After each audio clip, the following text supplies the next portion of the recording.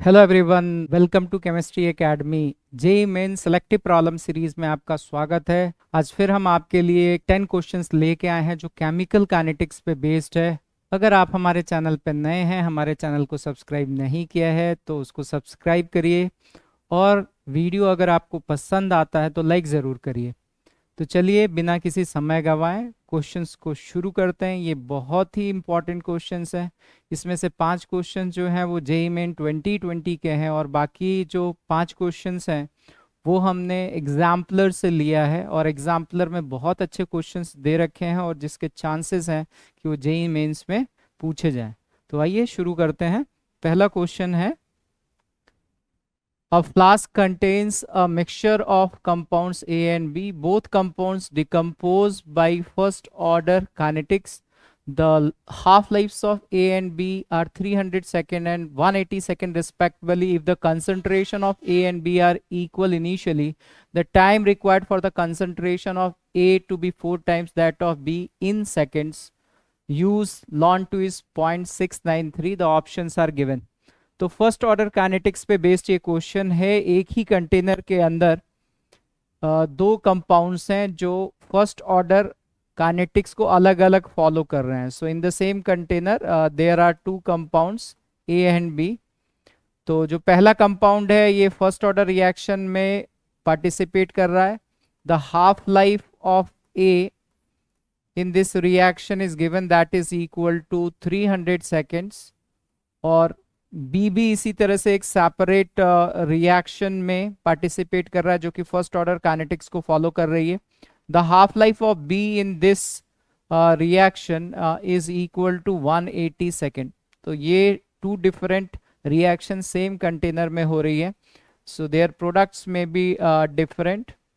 यहाँ इनके products different होंगे। तो फर्स्ट ऑर्डर काइनेटिक्स के लिए अगर हम इंटीग्रेटेड रेट लॉ इक्वेशन लिखते हैं, इसको हम डिफरेंट फॉर्म में लिख सकते हैं। इस क्वेश्चन के हिसाब से अगर हमें वो फॉर्म लिखनी है तो हमें इंटीग्रेटेड फॉर्म इस तरह से लिखनी चाहिए। ए के लिए अगर हम लिखते हैं तो A T is equal to A not E to the power minus के रिएक्शन इनटू टाइम टी। इसको मैं इस तरह से भी लिख सकता हूँ, A not divided by 2 to the power N, where N is the number of half life of A. यहाँ पे अगर हम एन ए की बात करें, that is time divided by half life of A. Half life of A is 300 second, so we can say that this is the number of half life of A. इसी तरह से अगर हम B के लिए लिखते हैं integrated rate law equation, we can write that B T is equal to B not. B not और ए नॉट सेम है, इनिशियल कंसंट्रेशन ए और बी का सेम दे रखा है। So B T is equal to B not की जगह हम ए नॉट लिख रहे हैं, e to the power minus के रिएक्शन इनटू टाइम टी। इसको हम लिख सकते हैं this is equal to A not E to the power minus के रिएक्शन इनटू टाइम टी को हम लिख सकते हैं 2 to the power number of half life of B. या number of half life of B का मतलब है time divided by half life of B, that is 180 seconds. तो अगर मैं इसको लिखता हूं तो मैं यहां लिख सकता हूं कि B T is equal to A naught 2 to the power time divided by 180। तो यहाँ पे ये दे रखा है कि the time required for the concentration of A to be 4 times the concentration of B. अगर ए का कंसंट्रेशन किसी टाइम पे बी का जो कंसंट्रेशन है उसके 4 टाइम्स है, we can write that A T is equal to A not divided by 2 to the power number of half life of A, which is equal to time divided by 300 seconds, that is half life. और यहां लिख सकते हैं this is equal to 4 A not divided by 2 to the power time upon half life of B, which is 180 seconds. इसको हमें simplify करना है, ए not जो है वो कैंसिल आउट हो जाएगा, और यहाँ अगर हम इसको सिंप्लीफाई करें तो हम ये लिख सकते हैं कि 2 to the power time divided by 180 and divided by here, इसको हम लेफ्ट हैंड साइड में ले गए और यहाँ लिख सकते हैं time divided by 300 is equal to 4। 4 को हम लिख सकते हैं 2 टू द पावर 2। तो इसको अगर हम सिंप्लीफाई करें तो यहाँ से लिख सकते हैं 2 to the power time divided by 180 minus time divided by 300 is equal to 2 to the power 2। इसको अगर हम सिंप्लीफाई करते हैं तो वी कैन राइट, टाइम को हम कॉमन ले लेते हैं, इसको एलसीएम लेंगे अगर यहाँ पे So this is 300 minus 180 upon 180 into 300 and ये जो है वो 2 के बराबर होगा. इसको हम सिंप्लीफाई कर सकते हैं. From here we can write that time is equal to, ये अगर राइट हैंड साइड में ले जाते हैं तो इसको हम लिख सकते हैं 2 इंटू 180 इंटू 300 और डिनोमिनेटर में 120 आ जाएगा. इसको हम सिंप्लीफाई कर सकते हैं. We can write here that this value will be, अगर हम इसको डिवाइड करते हैं, so here it will be 60 and we can write here that this is 3 times. तो 3 into 300 is equal to 900 seconds. तो 900 सेकेंड्स के बाद जो ए का कंसंट्रेशन है वो बी के कंसंट्रेशन के 4 टाइम्स हो जाएगा. So it's a very simple question based on first order kinetics. Let us move to the next problem. Next problem theoretical problem है. So we have to find out the correct statement in this. The first statement is a zero order reaction is a single step reaction. अगर हम single step reactions की बात करते हैं तो single step reactions में जो है order is equal to molecularity. और जब हम सिंगल स्टेप रिएक्शंस की मॉलिकुलरिटी को डिफाइन करते हैं तो बैलेंस केमिकल रिएक्शन में जो रिएक्टेंट की कोफिशिएंट की वैल्यू होती है that is equal to molecularity. तो जब भी हम सिंगल स्टेप रिएक्शन को बैलेंस करते हैं हम इस तरह से बैलेंस करते हैं कि वो सिंपल इंटीग्रल रेशियो में हो. They are asking about true statement. Zero order reaction is a single step reaction. हमें पता है कि सिंगल स्टेप रिएक्शन के लिए ऑर्डर और मॉलिकुलरिटी की वैल्यू जो है वो इक्वल होती है. मॉलिकुलरिटी की वैल्यू 1, 2 और 3 हो सकती है. मॉलिकुलरिटी की वैल्यू 0 नहीं हो सकती. मतलब सिंगल स्टेप रिएक्शन का ऑर्डर 0 नहीं हो सकता. तो पहली स्टेटमेंट जो है वो रॉन्ग है. Moving to the second statement, a second order reaction is always a multi step reaction. Second order reaction जो है वो सिंगल स्टेप भी हो सकती है और मल्टी स्टेप भी हो सकती है. जैसे decomposition of HI, 2 times of HI will form H2 and I2 on heating. HI is decomposing. It is an example of single step reaction. इस रिएक्शन की मॉलिकुलरिटी 2 है और मॉलिकुलरिटी और ऑर्डर बराबर है, मतलब ये सेकंड ऑर्डर की रिएक्शन है. बट सारी सेकंड ऑर्डर की रिएक्शन जो है वो सिंगल स्टेप नहीं हो सकती हैं. सेकंड ऑर्डर की ऐसी भी रिएक्शंस हो सकती हैं जो कि मल्टी स्टेप हो. तो सेकेंड स्टेटमेंट भी गलत है. Second order reaction is always a multi step reaction. This is also wrong. First order reaction is always a single step reaction. Similarly हम कह सकते हैं कि फर्स्ट ऑर्डर रिएक्शन जो है वो अगर एलिमेंट्री रिएक्शन है तो ऑर्डर और मॉलिकुलरिटी बराबर होगी. राइट जैसे कि अगर हम बात करें decomposition of PCl5, PCl5 on decomposition will give PCl3 plus Cl2. It is an example of first order reaction. It is an example of single step reaction. ये single step reaction भी है और first order reaction भी है. Right? इसी तरह से अगर हम ये कहते हैं कि H2O2 का डिकम्पोजिशन जो है वो एक्वस मीडियम में हो रहा है. Decomposition of H2O2 in aqueous medium is a multi step reaction. तो फर्स्ट ऑर्डर रिएक्शन जो है वो सिंगल स्टेप भी हो सकती है और मल्टी स्टेप भी हो सकती है. तो थर्ड स्टेटमेंट इज रॉन्ग. तो इसका मतलब हो गया फोर्थ स्टेटमेंट सही होना चाहिए. Zero order reaction is a multi step reaction. That is correct. Because अगर सिंगल स्टेप रिएक्शन होगी तो मॉलिकुलरिटी 0 नहीं हो सकती. अगर मॉलिकुलरिटी 0 नहीं हो सकती मतलब जीरो ऑर्डर रिएक्शन जो है it is always a complex reaction. It is always a multi step reaction. तो एक बार हम मॉलिकुलरिटी से रिलेटेड कुछ पॉइंट्स हैं उसको रिवाइज कर लेते हैं. Molecularity based on mechanism, there are 2 type of reactions, single step reactions and multi step reaction. Single step reaction को हम एलिमेंट्री रिएक्शन भी कहते हैं, मल्टी स्टेप को हम कॉम्प्लेक्स रिएक्शन कहते हैं. सिंगल स्टेप रिएक्शन में मॉलिकुलरिटी को जब हम डिफाइन करते हैं तो हम ये कहते हैं कि for single step reaction molecularity is defined as the sum of stoichiometric coefficient of reactant in the balance chemical reaction.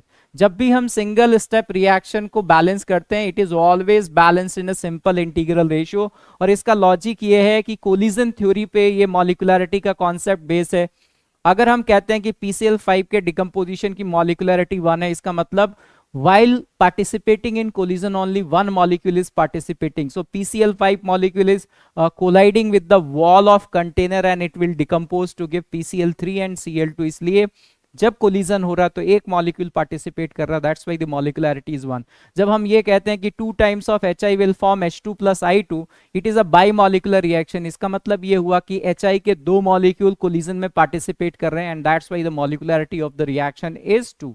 तो इसी तरह से हम सिंगल स्टेप रिएक्शन की मॉलिक्यूलरिटी को डिफाइन करते हैं। अगर रिएक्शन मल्टी स्टेप है, मल्टी स्टेप रिएक्शन जो है वो 2 स्टेप की हो सकती है, 3 स्टेप की हो सकती है, तो हमें कैसे पता चलता है कि किसी रिएक्शन में it is a 2 step reaction? By doing experiment we count that what is the reaction intermediate form. अगर किसी रिएक्शन में कोई भी रिएक्शन इंटरमीडिएट नहीं है तो हम कहते हैं सिंगल स्टेप है। अगर एक रिएक्शन इंटरमीडिएट है, जैसे कि आप देख सकते हो यहाँ ये 2 स्टेप प्रोसेस है, we are starting from reactant, then reaction intermediate is formed and then product is form. तो ये 2 स्टेप की रिएक्शन है। अगर रिएक्शन इंटरमीडिएट एक है तो will say that it is a 2 step process, when the reaction intermediate is 2 will say it is a 3 step process and so on. तो इस तरह से हम फाइंड आउट करते हैं। मल्टी स्टेप रिएक्शन में मॉलिक्यूलरिटी का क्या मतलब है? Molecularity is defined for each and every step. जैसे यहाँ पे देखिए आप मैकेनिज्म में, ये पहला स्टेप है और ये दूसरा स्टेप है, दोनों स्टेप्स के लिए ये सिंगल स्टेप है, तो दोनों स्टेप के लिए मॉलिक्यूलरिटी डिफाइंड है। यहाँ मॉलिक्यूलरिटी 2 है एंड यहाँ पे भी मॉलिक्यूलरिटी 2 है, but there is no meaning of molecularity of overall reaction, क्योंकि जब हम ओवरऑल रिएक्शन को लिख रहे हैं तो इस तरह से लिख रहे हैं, और इस तरह से लिख रहे हैं, इसका मतलब ये नहीं है कि किसी भी टाइम पे इसके 2 मॉलिक्यूल और इसका 1 मॉलिक्यूल एक साथ कोलाइड कर रहे हैं। तो ये सिंगल स्टेप में इसका 1 मॉलिक्यूल और इसका 1 मॉलिक्यूल कोलाइड कर रहा है तो इसकी मॉलिक्यूलरिटी 2 है, इसका 1 मॉलिक्यूल इसका 1 मॉलिक्यूल कोलाइड कर रहा है तो इसकी मॉलिक्यूलरिटी 2 है। बट ऐसा रिएक्शन के वक्त कभी नहीं हुआ कि इसके 2 मॉलिक्यूल और इसके 1 मॉलिक्यूल कोलाइड कर रहे हो। That's why there is no meaning of molecularity of a complex reaction. Molecularity is defined for each and every step, but overall reaction की मॉलिक्यूलरिटी का कोई मतलब नहीं है। ठीक है, so these are the things which is very important for us. आगे बढ़ते हैं। कुछ और पॉइंट्स हैं, जैसे ये कॉम्प्लेक्स रिएक्शन है, decomposition of ozone. Overall reaction जब हमने लिखा मैकेनिज्म के थ्रू, जब हमने रेट लॉ इक्वेशन लिखा, तो इस रेट लॉ इक्वेशन में ओजोन भी आया है और ऑक्सीजन भी आया है। ओजोन यहाँ पे जो है रिएक्टेंट है और ऑक्सीजन प्रोडक्ट है। इस एग्जाम्पल के थ्रू जो कि एनसीईआरटी में मेंशन्ड है, हम ये बताना चाहते हैं कि किसी रिएक्शन में जब हम रेट लॉ इक्वेशन लिखते हैं तो उसमें रिएक्टेंट और प्रोडक्ट दोनों आ सकते हैं। कई रिएक्शंस होती हैं जिसमें प्रोडक्ट भी आता है, तो ऐसा नहीं है, ज्यादातर केसेस में हम रिएक्टेंट के टर्म्स में लिखते हैं। But in rate law equation जब हम ओवरऑल ऑर्डर की बात करते हैं, जैसे इस पर्टिकुलर केस में अगर आप देखो तो ओवरऑल ऑर्डर की अगर हम बात करें तो ओजोन के रिस्पेक्ट में ऑर्डर 2 है, ऑक्सीजन के रिस्पेक्ट में ऑर्डर -1 है, ओवरऑल ऑर्डर इज 1। सो ये ओवरऑल ऑर्डर 1 है। और इस रिएक्शन में जो रेट लॉ इक्वेशन है उसमें रिएक्टेंट के साथ प्रोडक्ट भी आता है। तो this point is important in rate law equation, product can also be present. यहाँ पे कुछ एग्जाम्पल्स दे रखे हैं जीरो ऑर्डर रिएक्शंस के। Photochemical reactions are example of zero order reaction. ठीक है, decomposition of a gas on the surface of solid is an example of zero order reaction, या एंजाइम कैटालाइज्ड रिएक्शंस जो है वो जीरो ऑर्डर रिएक्शंस के example है। एक बहुत ही इंपॉर्टेंट पॉइंट है कि अगर किसी रिएक्शन का ऑर्डर 1 से कम है, when the order of a reaction is less then 1, then the reaction goes to completion. जैसे first order reaction never goes to completion, second order reaction never goes to completion. So this point is also important. Reaction with order less than 1 goes to completion. ऐसी reactions जिनका order 1 से छोटा है वो complete होती हैं, लेकिन ऐसी रिएक्शंस जिनका ऑर्डर 1 या 1 से बड़ा होता है they never goes to completion. So this is a very important point. चलिए नेक्स्ट प्रॉब्लम को डिस्कस करते हैं। The rate constant of a reaction is measured at different temperatures and the data are plotted in the given figure. The activation energy of reaction in kilojoule per mole. तो ये graph दे रखा है। आपको पता है कि बहुत सारी केमिकल रिएक्शंस ऐसी होती हैं जो अर्हेनियस इक्वेशन को फॉलो नहीं करती है, बट मैक्सिमम जो भी हमें पढ़ना है जेई मेंस और एडवांस में, ऐसी रिएक्शंस को ज्यादा पढ़ना है जो अर्हेनियस इक्वेशन को फॉलो करती है। तो जैसे अभी ये जो ग्राफ बना हुआ है, that graph is based on Arrhenius equation. We know that Arrhenius equation जब हम लिखते हैं k is equal to a e to the power minus EA upon RT। जब हम इस अर्हेनियस इक्वेशन को यूज करते हैं तो अर्हेनियस पैरामीटर जो है वो प्री एक्सपोनेंशियल फैक्टर और एक्टिवेशन एनर्जी, ये 2 अर्हेनियस पैरामीटर है। And this is an empirical formula, experimental formula है। तो जब ये एक्सपेरिमेंटल कंडीशन में तभी वैलिड है जब ये कांस्टेंट है और ये कांस्टेंट है। A and EA are constant, they are not going to change. अगर हम दोनों तरफ लॉग लेते हैं तो we can write that ln k is equal to ln A minus EA upon RT। तो अभी जो ग्राफ बना हुआ है आप देखो y एक्सिस पे ln k है और जो x एक्सिस है उस पे 10 to the power 3 divided by t है। तो इस फॉर्म में अगर मुझे लाना है तो मैं ऊपर 10 टू द पावर 3 और नीचे 10 टू द पावर 3 से मल्टीप्लाई कर देता हूं। Now you can see here that ln k जो है ये y हो गया और 10 to the power 3 divided by temperature, this thing will be x। तो ये एक स्ट्रेट लाइन है, अगर मैं इस लाइन से कंपेयर करूं तो जो इंटरसेप्ट ऑन y एक्सिस है दैट इज ln a और यहाँ पे जो स्लोप है इस स्ट्रेट लाइन का दैट इज रिलेटेड टू, क्योंकि अभी हमने x एक्सिस पे 10 to the power 3 upon t लिखा है, तो अब मैं यहाँ पे ये लिखता हूं कि इस लाइन का स्लोप क्या है। So if I calculate what is the slope of this line is negative, that is change in y upon change in x। तो मैं अगर यहाँ से शुरू करता हूँ 0 से लेके 5 तक ये चेंज इन x हो गया और 0 से लेके 10 तक ये चेंज इन y है, स्लोप नेगेटिव है। चेंज इन y 10 यूनिट्स है और चेंज इन x जो है वो 5 यूनिट्स है। So this is the slope which can be written as minus times of activation energy divided by 10 to the power 3 into R. इसको अगर हम सिंप्लीफाई करते हैं, तो ये माइनस माइनस जो है वो प्लस हो जाएगा। एक्टिवेशन एनर्जी की वैल्यू कैलकुलेट करते हैं, that value is equal to 2r into 10 to the power 3। हमें जो एक्टिवेशन एनर्जी चाहिए वो किलो जूल में चाहिए। If you want to calculate the activation energy in kilo joule, from here we can write that is equal to 2r। तो यहां से जो हमारा आंसर होना चाहिए दैट आंसर विल बी 1। इसके साथ ही आपको ये पता होना चाहिए कि बहुत सारी केमिकल रिएक्शंस ऐसी हैं जो अर्हेनियस इक्वेशन को फॉलो नहीं करती, लेकिन ज्यादातर केसेस में हमें जो स्टडी करना है जेईई मेंस और एडवांस में उन्हीं रिएक्शंस को स्टडी करना है जो अर्हेनियस इक्वेशन को फॉलो करती है। और जब भी Arrhenius equation will be followed, जो अर्हेनियस पैरामीटर है A and E A, they are independent of temperature, और जब वो टेम्परेचर के इंडिपेंडेंट होंगे तभी हम कह सकते हैं when activation energy is independent of temperature then only the slope of this line will be constant. तो आगे बढ़ते हैं, next problem, consider the following reaction. ये 4 रिएक्शंस दे रखी हैं, A will form P1, B will form P2, C will form P3 and D will form P4. The order of the above reactions are A, B, C and D respectively. The following graph is obtained when log rate versus log concentration are plotted। ये 4 graph दे रखे हैं। Among the following the correct sequence of the order of the reaction is। तो सबसे पहले तो हम इन reactions के लिए अगर हम बात करते हैं कि what is rate of the reaction, rate of the reaction is equal to rate constant of the reaction concentration of the reactant raised to the power their order। Order generally हम n से denote करते हैं, जैसे यहाँ पे n की value जो है फर्स्ट रिएक्शन के लिए a है, सेकंड के लिए b है, थर्ड के लिए c और फोर्थ के लिए d है।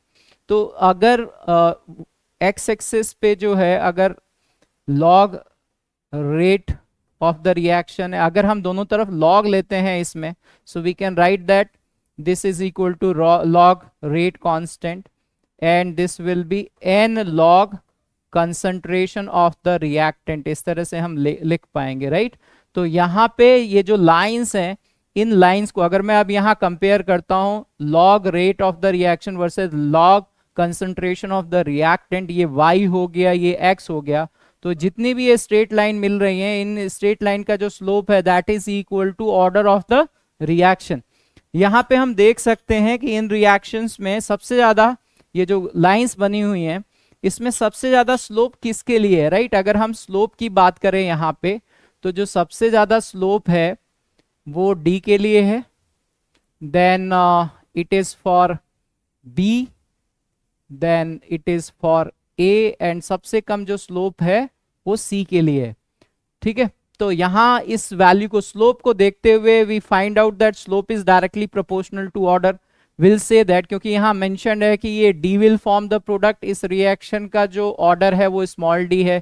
C विल फॉर्म P3, इस रिएक्शन का ऑर्डर जो है स्मॉल c है। तो इसको देखते हुए हम ये कह सकते हैं कि ऑर्डर के टर्म्स में D then B then A and C, इस ऑर्डर को कौन फॉलो कर रहा है? अगर हम देखें थर्ड ऑप्शन इस ऑर्डर को फॉलो कर रहा है। So based on a very simple concept that rate of reaction is equal to rate constant concentration of reactant raised to the power order, उस पे बेस था। वहां से अगर हम सिंप्लीफाई करते हैं तो we are getting that slope is directly proportional to order of the reaction. Moving to the next problem. Again this problem is related to Arrhenius equation. आप देखो जरा कि अर्हेनियस इक्वेशन की कितनी इंपॉर्टेंस है, कि एक ही साल में कितने सारे सवाल जो है वो अर्हेनियस इक्वेशन पे पूछे गए हैं. So here consider the following plots of rate constant versus 1 upon temperature for 4 different reactions. Which of the following order is correct for the activation energy of these reactions? Again यहाँ पे Arrhenius equation को हम लिखते हैं rate constant is equal to A E to the power minus E A upon R T. Y axis पे log है, ये lawn नहीं है, थोड़ा इस बात का ध्यान रखना है हमें. तो अगर पहले हम लॉन लिखते हैं, दोनों तरफ लॉन लेते हैं, तो ln K is equal to ln A minus E A upon R T आएगा. और अगर हम लॉन को लॉग में कन्वर्ट करते हैं तो we can write that 2.303 log K 2.303 log ए, और हम 2.303 को राइट हैंड साइड में ले जाएंगे, तब ये हम लिख सकते हैं कि log K is equal to log A minus E A upon 2.303 into R T. कई बार बच्चे जो है वो इसको गलत लिख देते हैं, वो लॉन और लॉग के डिफरेंस को नहीं समझते हैं. अगर क्वेश्चन कोई न्यूमेरिकल वैल्यू होता तो आंसर गलत हो सकता था. यहाँ तो अभी थ्योरेटिकल क्वेश्चन है तो इस पे कोई फर्क नहीं पड़ेगा, but you have to very careful कि लॉन लिखा है या लॉग लिखा है. ठीक है, यहां से हम देख सकते हैं कि वाई एक्सिस पे जो है वो लॉग के है, और यहाँ जो स्लोप है that slope 1 upon temperature slope will be, अगर हम इन सारी रिएक्शंस के लिए लिखें कि स्लोप की वैल्यू क्या होगी, तो so slope for that is equal to minus E A upon 2.303 R. So 2.303 R और माइनस तो कॉमन है सब में. एक्टिवेशन एनर्जी यहां देख सकते हैं कि जिसका एक्टिवेशन एनर्जी जिस रिएक्शन की ज्यादा होगी उसका स्लोप जो है वो ज्यादा स्टीप होगा. राइट, तो यहां अगर आप ध्यान से देखो, इनको हम एक्स्ट्रापोलेट कर सकते हैं इस ग्राफ को. सी और डी को अगर हम एक्स्ट्रापोलेट करें, ये ज्यादा स्टीप ग्राफ है, ये स्ट्रेट लाइन है, अगर इसको हम एक्स्ट्रापोलेट करते हैं so definitely the slope of C line is greater than that of A line. तो स्लोप के टर्म्स में अगर हम बात करें, मैग्नीट्यूड ऑफ स्लोप, हम यहाँ पे कह सकते हैं कि magnitude of slope is directly proportional to activation energy. So slope का जो मैग्नीट्यूड है वो एक्टिवेशन एनर्जी के डायरेक्टली प्रोपोर्शनल है. सबसे ज्यादा जो स्लोप की वैल्यू है वो सी के लिए है, फिर ए के लिए है. इन दोनों को कंपेयर करें, बी और डी, इन दोनों का स्लोप ए और सी से कम है, लेकिन सबसे कम जो स्लोप है वो बी का है. बी का स्लोप जो है वो डी से कम है. तो ये जो है वो स्लोप का ऑर्डर है, और एक्टिवेशन एनर्जी का ऑर्डर भी यही होना चाहिए. So activation energy of C should be greater than activation energy of A, should be greater than activation energy of D, should be greater than activation energy of B. तो इस हिसाब से answer जो होगा वो 3 होगा. राइट, तो बड़े सिंपल ही क्वेश्चन है, बट आपको ध्यान ये देना कि एक्टिवेशन एनर्जी या अर्हेनियस इक्वेशन पे बहुत सारे क्वेश्चन पूछे गए हैं. नाउ अब हम जो है वो एग्जाम्पलर से 4-5 इंपॉर्टेंट क्वेश्चंस राइट डिस्कस करने जा रहे हैं. तो पहला जो क्वेश्चन है सिंगल करेक्ट क्वेश्चन है. विच of the following statement is incorrect about the collision theory of chemical reaction. Collision theory जो है आपको अच्छे तरीके से रिवाइज करनी है. कोलिजन थ्योरी में 2-3 पॉइंट्स हैं, तो एक बार हम कोलिजन थ्योरी को रिवाइज कर लेते हैं और फिर इस क्वेश्चन पे आते हैं. So in a chemical reaction there is collision between the reactant molecules in order to form the product. तो collision theory में हम ये मानते हैं कि molecules आपस में collide करेंगे, collision में पुराने बॉन्ड ब्रेक होंगे, नए बॉन्ड फॉर्म होंगे, इस तरह से केमिकल रिएक्शन प्रोसीड करेगी. तो it is based on collision right, unimolecular collision, bimolecular collision, intermolecular collision, like that. All collisions will not lead to the formation of product. सारे के सारे कोलिजन्स जो हो रहे हैं उससे प्रोडक्ट फॉर्म नहीं होंगे. कौन से कोलिजन्स प्रोडक्ट फॉर्म करेंगे, that is very important. So the collisions in which the molecules collide with sufficient kinetic energy and proper orientation so as to facilitate breaking of bonds between the reactant species and formation of new bond to form product are called effective collisions or fruitful collisions. ऐसी reactions को हम fruitful collisions कहते हैं जिसमें जो molecules आके collide कर रहे हैं उनकी एनर्जी थ्रेशोल्ड एनर्जी या उससे ज्यादा हो और उनका एक प्रॉपर ओरिएंटेशन भी होना चाहिए, केवल एनर्जी नहीं, इनका अगर प्रॉपर ओरिएंटेशन नहीं होगा तो product is not going to form. So this is also important. हम कोलिजन थ्योरी में ये डिस्कस करते हैं कि जो कोलिजन हो रहे हैं वो परफेक्टली इलास्टिक कोलिजन है and all that those things, and with the help of that we derived equation for rate of reaction in collision theory, and then we compare that rate of reaction with the practical equation, that is Arrhenius equation। ठीक है, तो collision theory एक theoretical concept है, उसमें कुछ assumption है। तो अगर हम इस क्वेश्चन को देखते हैं, the first option is it consider reacting molecules और atom to be hard sphere and ignore their structural features. ये स्टेटमेंट सही है, but they are asking about incorrect, so this is a true statement. ठीक है, और इसी की वजह से हम इन चीजों को कंसिडर नहीं करते हैं, तो उसमें एक हिस्टोरिक फैक्टर आता है। The second statement is number of effective collision determine the rate of chemical reaction, ये भी सही है। इफेक्टिव कोलिजन्स कौन से हैं? ऐसे मॉलिक्यूल जिनकी एनर्जी जो है वो थ्रेशोल्ड एनर्जी से ज्यादा है और जिनका प्रॉपर ओरिएंटेशन है, वही प्रोडक्ट फॉर्म करेंगे, ऐसे कोलिजन्स को ही हम फ्रूटफुल कोलिजन्स कहते हैं। The third statement is collision of atom और molecule possessing sufficient threshold energy result into the formation of product। ये स्टेटमेंट गलत है, केवल इतना ही काफी नहीं है। अगर एनर्जी जो है वो सफिशिएंट है लेकिन ओरिएंटेशन प्रॉपर नहीं है तो प्रोडक्ट फॉर्म नहीं होगा। Fourth statement, molecule should collide with sufficient threshold energy and proper orientation for the collision to be effective. This statement is true statement. तो अभी हमसे इनकरेक्ट स्टेटमेंट पूछा जा रहा है, so third will be the answer for this. जिन बच्चों ने इसको सही से रिवाइज नहीं किया है वो गलती कर सकते हैं, तो एक बार आप कोलिजन थ्योरी को रिवाइज कर लो। अभी मैंने डिस्कस किया, ये 3 पॉइंट हैं कोलिजन थ्योरी में। इसके अलावा बाइमॉलिक्यूलर कोलिजन में अगर हम रेट ऑफ रिएक्शन को लिखते हैं कोलिजन थ्योरी से, इसका मतलब होता है ZAA, मतलब total number of bimolecular collision per unit time per unit volume, that is ZAA into Boltzmann factor E to the power minus E upon RT। तो ये जो बोल्ट्जमैन फैक्टर है that is representing fraction of molecules with energy equal to or greater than activation energy, right? So अगर हम rate of reaction की बात करते हैं तो हम रेट ऑफ रिएक्शन को लिख सकते हैं total number of fruitful collisions पर unit time per unit volume. Rate of reaction is total number of fruitful collisions पर unit time per unit volume. Theory से जो चीजें हम कैलकुलेट करते हैं और फिर हम उसको एक्सपेरिमेंट से मैच करते हैं, और इस तरह से हम फाइंड आउट करते हैं कि कोलिजन थ्योरी में जब हम ये एक्सप्रेशन डिराइव करते हैं, मैं क्यों डिस्कस कर रहा हूं, क्योंकि ये सारी चीजें एनसीईआरटी में दे रखी हैं, बड़े शॉर्ट फॉर्म में दे रखी हैं। उन्होंने दो एक जैसे मॉलिक्यूल कोलाइड कर रहे हैं उसके लिए नहीं दे रखा है, ए और बी आपस में कोलाइड करके प्रोडक्ट फॉर्म कर रहे हैं, तो नेट रिएक्शन उन्होंने लिखी हुई है, right? So that's why I am discussing all these things. तो ये हो गई कोलिजन थ्योरी। कोलिजन थ्योरी से हम जो रेट ऑफ रिएक्शन का फॉर्मूला डिराइव कर रहे हैं और उसको हम जो एक्सपेरिमेंटल फॉर्मूला आया है उससे कंपेयर करके उसको मैच कर रहे हैं। So the theory is able to explain the experimental result.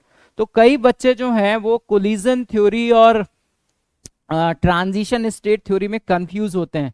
कई बार जब एक्टिवेशन एनर्जी से क्वेश्चन पूछे जाते हैं, राइट, तो इस तरह का ग्राफ बना होता है, this type of graph is there. अभी हमने इस तरह का ग्राफ देखा। इस तरह का ग्राफ जो है वो कोलिजन थ्योरी को रिप्रेजेंट नहीं करता। This is related to transition state theory. ठीक है, यहाँ पे जो कॉम्प्लेक्स बनेगा इसको हम कहते हैं ट्रांजिशन स्टेट, या इसके आसपास activated complex is going to form. So ये थ्योरी बहुत इंपॉर्टेंट है, एक बार आप अपने नोट्स रिवाइज करो, एनसीईआरटी का पढ़ो। ये जो है वो ट्रांजिशन स्टेट थ्योरी है जिसमें वाई एक्सिस पे पोटेंशियल एनर्जी है और एक्स एक्सिस पे रिएक्शन कोऑर्डिनेट है। जब आप एनसीईआरटी पढ़ोगे तो वहां पे फ्रैक्शन ऑफ मॉलिक्यूल्स, राइट, तो यहाँ पे number of molecules having a particular energy upon total number of molecules, this is fraction of molecules, right? और यहाँ पे एनर्जी है, we are discussing about kinetic energy। तो ये इस तरह का ग्राफ है जहाँ पे हमने एक्टिवेशन एनर्जी को यहाँ डिस्कस किया हुआ है।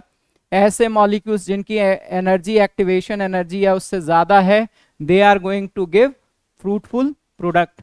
तो ये जो है वो काइनेटिक थ्योरी है, कोलिजन थ्योरी है, and this is transition state theory. तो ये आपको बिल्कुल क्लियर होना चाहिए।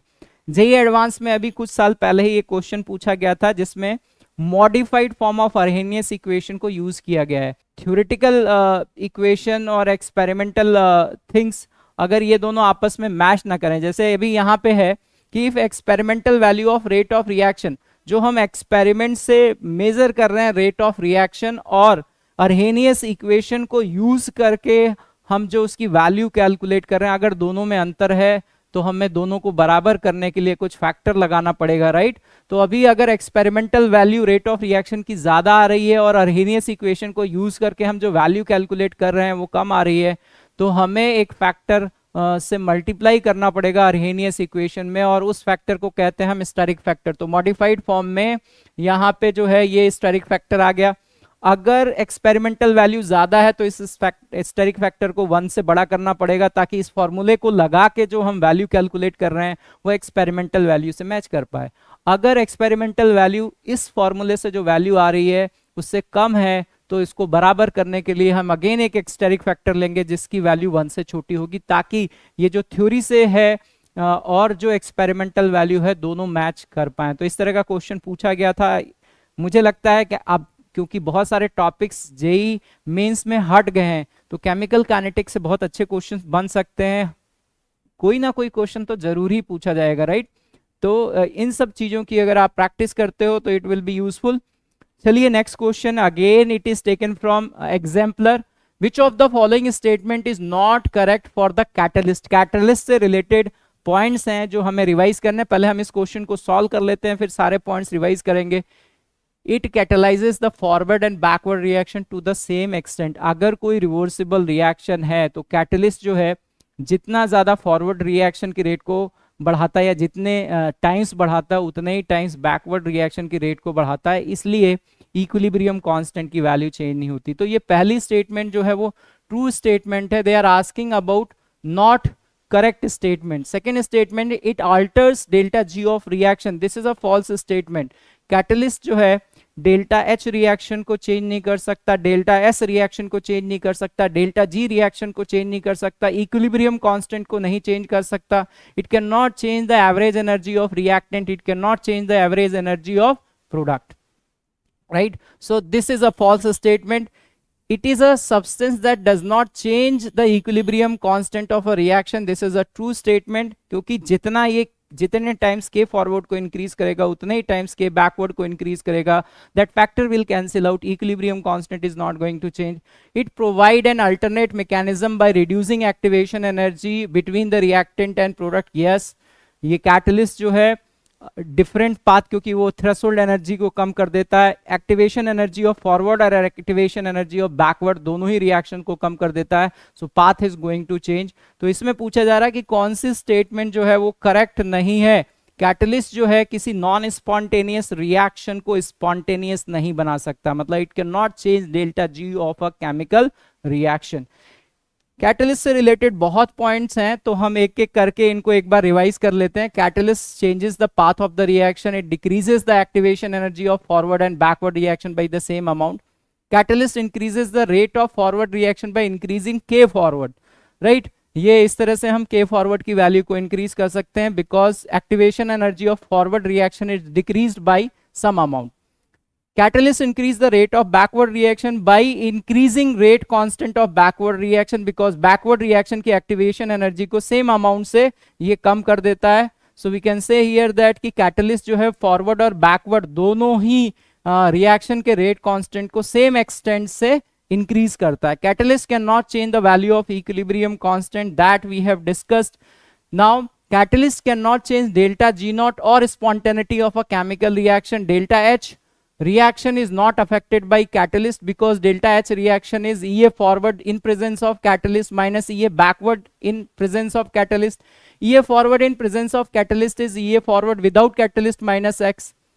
EA backward in presence of catalyst is EA backward without catalyst minus X, और ये कॉमन है, ये कैंसिल आउट हो जाएगा। Catalyst cannot change the average energy of reactant and product molecule. Catalyst will not change chemically and it will not consume in overall reaction. लेकिन यहाँ एक चीज और मेंशन करना जरूरी है कि कैटलिस्ट फिजिकली चेंज हो सकता है। KClO3 का डिकम्पोजिशन होता है, KCl और O2 फॉर्म होता है, it is carried out in presence of MnO2। MnO2 crystalline form में होता है before the reaction, after the completion of the reaction MnO4 is in powdered form. तो फिजिकल स्टेट चेंज हो सकती है, ओवरऑल केमिकल रिएक्शन में catalyst consume नहीं होता, but during the reaction it can participate in the reaction, it can consume during the reaction. जितना consume होगा उतना ही फाइनली जो है वो प्रोड्यूस हो जाएगा, ओवरऑल रिएक्शन में कोई चेंज नहीं आएगा। There are two roles of catalyst, this is very important. Chemical kinetics में हम ज्यादातर पढ़ते हैं एक्टिविटी, मतलब रेट ऑफ रिएक्शन को वो कैसे चेंज करेगा, बट सरफेस केमिस्ट्री में हम सेलेक्टिविटी भी पढ़ते हैं कि एक पर्टिकुलर कैटलिस्ट की प्रेजेंस में एक दूसरा प्रोडक्ट फॉर्म हो रहा है।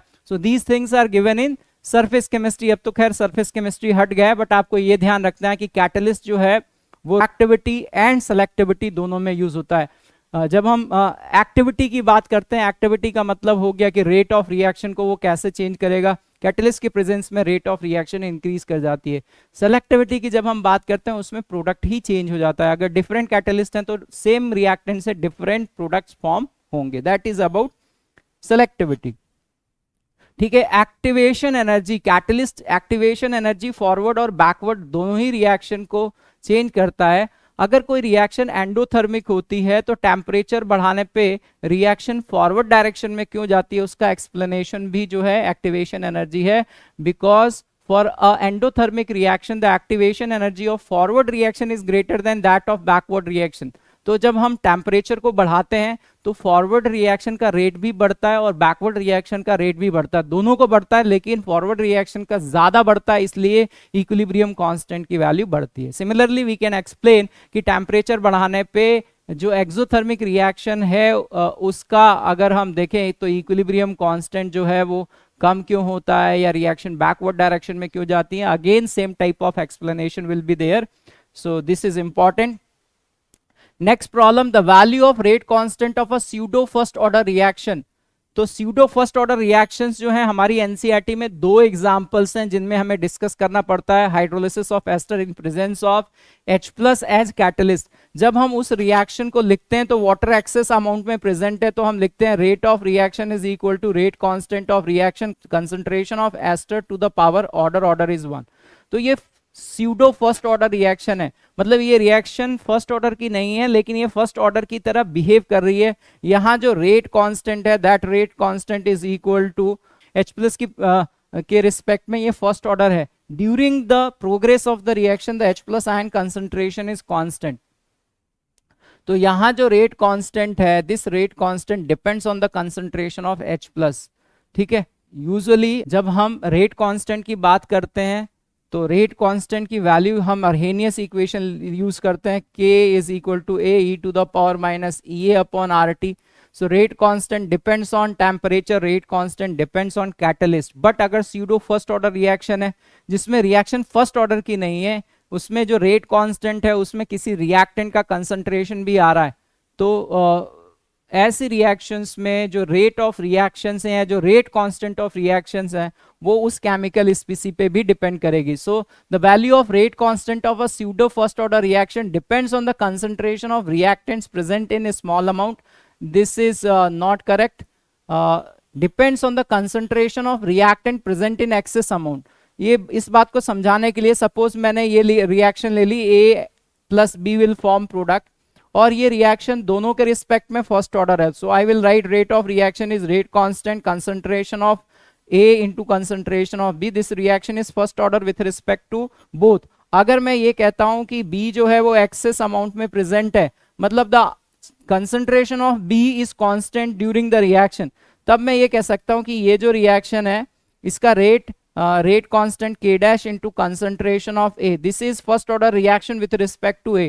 बट ये जो K' है that K' is equal to K into concentration of B. So the value of rate constant depends on the chemical species which is present in excess amount.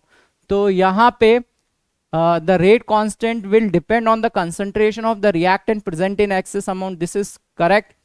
Is independent of concentration of reactant, this is wrong, क्योंकि यहाँ देख रहे हो कि it is depends on the concentration of B, it depends only on temperature, this is also wrong.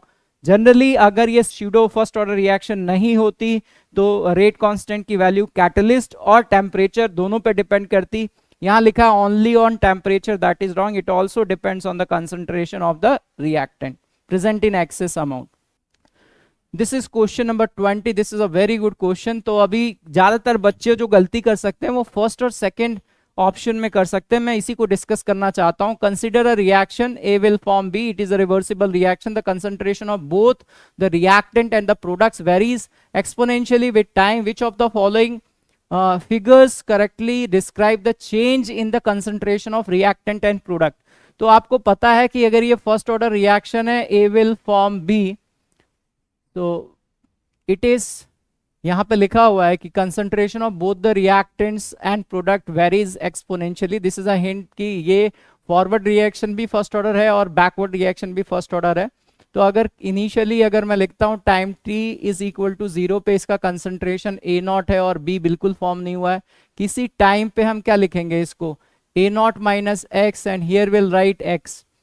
सो अगर A का जो concentration it is following first order kinetics, तो AT is equal to A naught e to the power minus k reaction into time t, इस तरह से हम लिखेंगे।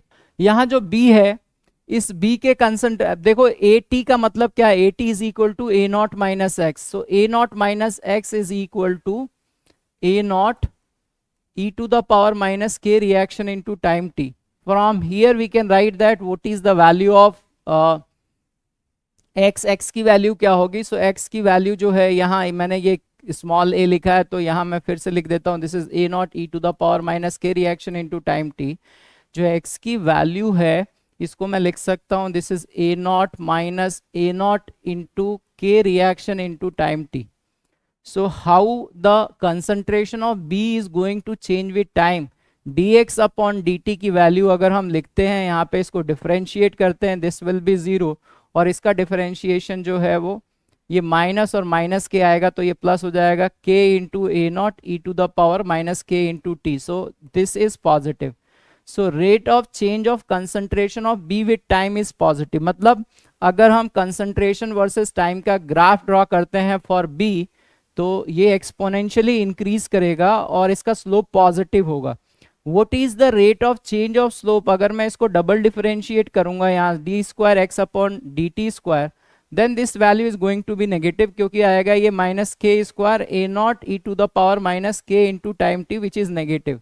तो rate of change of slope जो है इसका वो नेगेटिव होगा। इस ग्राफ में अगर आप देखो ए का कंसंट्रेशन एक्सपोनेंशियल डिक्रीज कर रहा है, ये तो सही है, बट बी का कंसंट्रेशन आप देखो it is exponentially increasing, but यहाँ पे अगर हम स्लोप की बात कर रहे हैं तो स्लोप इज इंक्रीजिंग, पहले स्लोप कम था पॉजिटिव था, अब धीरे धीरे स्लोप बढ़ रहा है, इसलिए ग्राफ गलत है। स्लोप पॉजिटिव है लेकिन स्लोप जो है वो डिक्रीज करना चाहिए। अगर हम इस ग्राफ को देखते हैं तो ये ए के लिए सही है, it is exponentially decreasing, but B में आप देखो पहले स्लोप ज्यादा है और धीरे धीरे ये स्लोप कम हो रहा है। So this is correct, so this is the answer for this question, this is a very good question. Student can do mistake in first और सेकेंड ऑप्शन, दोनों में से किसी ऑप्शन में वो गलती कर सकते हैं। तो लॉजिकली मैंने आपको एक्सप्लेन किया है इसको हमें कैसे देखना चाहिए, राइट। सो स्लोप और rate of change of slope से हम इस चीज को एक्सप्लेन कर सकते हैं। तो इसका जो आंसर होगा वो सेकेंड होगा। थर्ड ऑप्शन तो आप देख ही सकते हो कि ये गलत क्यों है, why third option is wrong, right. B जो है वो लीनियरली नहीं, जबकि यहाँ साफ साफ लिखा है एक्सपोनेंशियली चेंज होगा, और ए जो है वो डिक्रीज करेगा इंक्रीज नहीं करेगा। तो ये दोनों जो है ऑप्शंस गलत हो गए, आंसर जो है इसका सेकंड होगा। Moving to the next question, which of the following, ये मोर देन वन करेक्ट है एग्जाम्पलर से, which of the following statements are applicable to the balance chemical equation of an elementary reaction. Reaction elementary है, अगर elementary reaction है तो molecularity और order बराबर होंगे। मॉलिकुलरिटी की वैल्यू या तो 1 होगी, 2 होगी, 3 होगी, इट कांट बी 0। तो order is same as that of molecularity, this is a true statement. Order is less than that of molecularity, this is a false statement. Order is greater than that of molecularity, this is a false statement. Molecularity can never be 0, this is a true statement. तो इसका जो answer होना चाहिए multi correct में, answer 1 and 4 होना चाहिए, right. So molecularity से related चीजें हम पहले ही डिस्कस कर चुके हैं कि मॉलिकुलरिटी जो है वो सिंगल स्टेप रिएक्शन के लिए या तो 1 होगी, 2 होगी, 3 होगी, it can not be negative, it can not be zero, it can not be fraction, right. अगर मल्टी स्टेप रिएक्शन है तो मॉलिकुलरिटी की value each and every single step के लिए तो डिफाइंड है, but there is no meaning of molecularity of overall reaction. और हमने ये भी समझा है कि मॉलिकुलरिटी का मतलब क्या है, it is derived from collision theory की during the reaction how many molecules are participating in collision, that is related to molecularity. तो मैं ये उम्मीद करता हूं कि आपको हमारा ये वीडियो पसंद आया होगा। यदि आपने हमारे चैनल को सब्सक्राइब नहीं किया है तो जल्दी से जल्दी सब्सक्राइब करिए, और अभी तक वीडियो में बने हुए हैं तो लाइक करते हुए जाइए। So thank you very much, फिर मिलते हैं नए वीडियो में नए प्रॉब्लम्स के साथ। Bye bye.